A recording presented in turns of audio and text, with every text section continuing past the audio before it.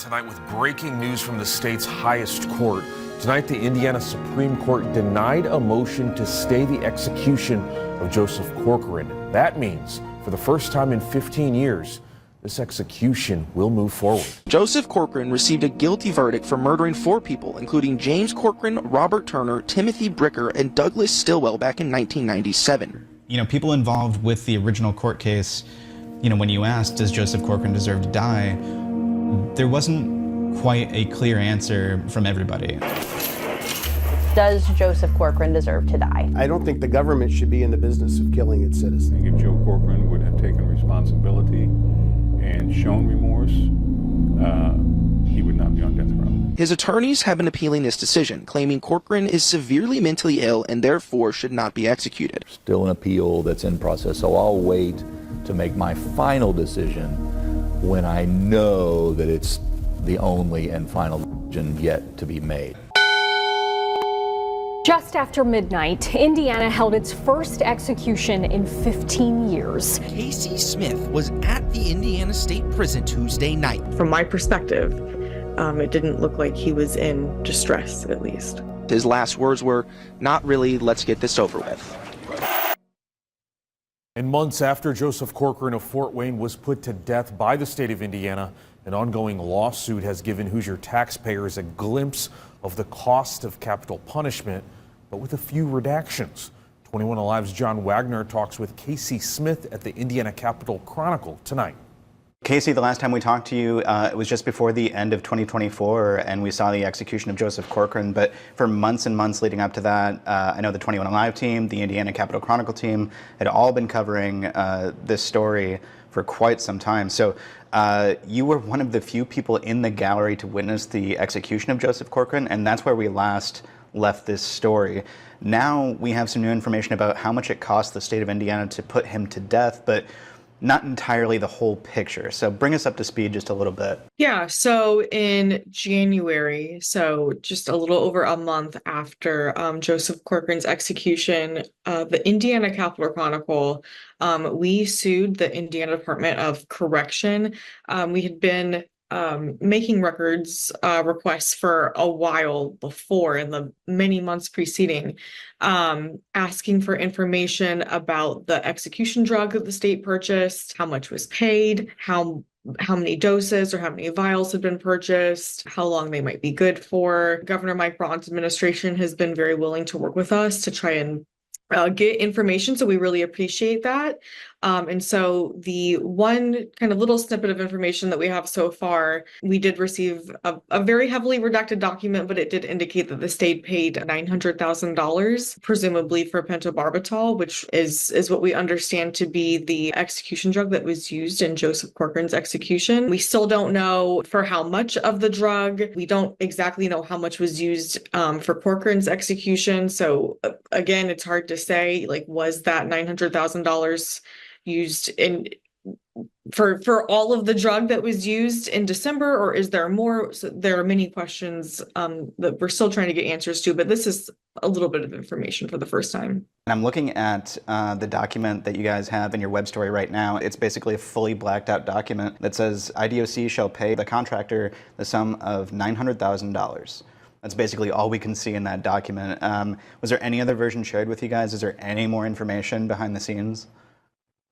This is the document that we got with the redactions on it. I mean, we can use some context clues here. It says it's an exhibit, so we assume that it's obviously one piece of a multi-page contract with whoever that unknown drug vendor is, but that is the one sentence, that one piece of information that we have so far, but we are still seeking more, even if it's just, how many vials or how many doses were purchased with that $900,000, because we don't have a lot of context right now. So while we obviously are waiting to figure all that out, if we ever get an answer to that, I'm curious, do you know, in the course of your research covering this, is that number all that different from states where executions happen maybe more often, or at least more often than Indiana? Do you know what that may be per dose? Is there anything that would tell us what that $900,000 would indicate?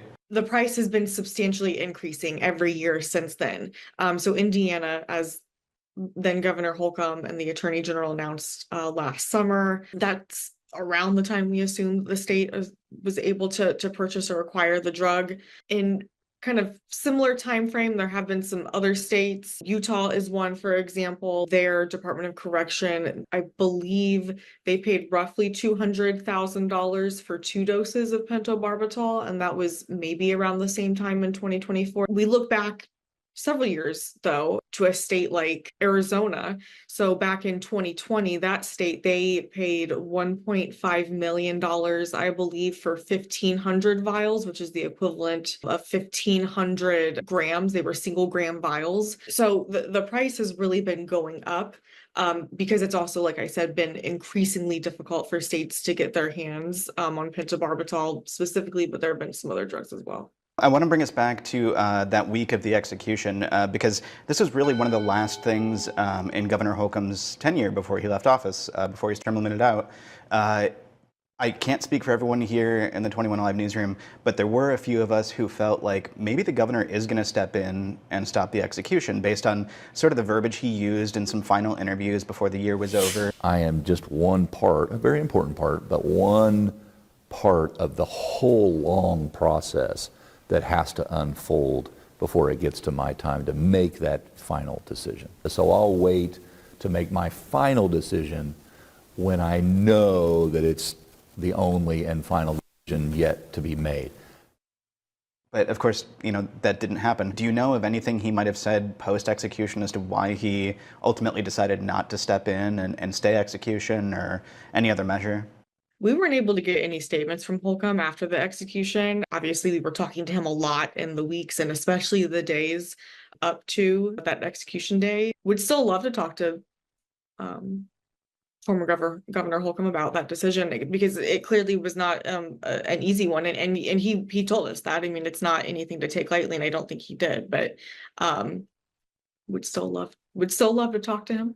So Casey, just to round this all back, what does this lawsuit mean for you guys right now as it is? This is really kind of a continuation of just our efforts to shed more light on this execution process in Indiana that is typically very shielded, has been for a long time, continues to be. We're very happy that we even have this kind of tiny bit of information, even this one number, because that's something new that we've not been able to get before, and that does help us a little bit. But like I said, we're still trying to get more context around, what exactly does that number mean?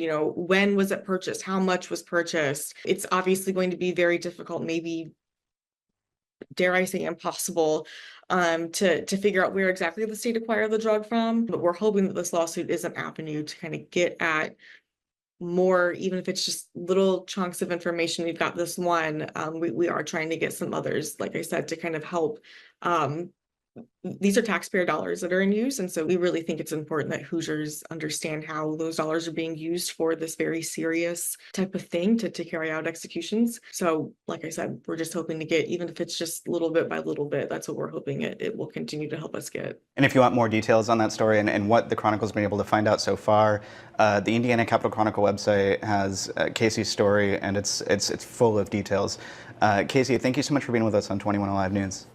Yeah, thank you so much.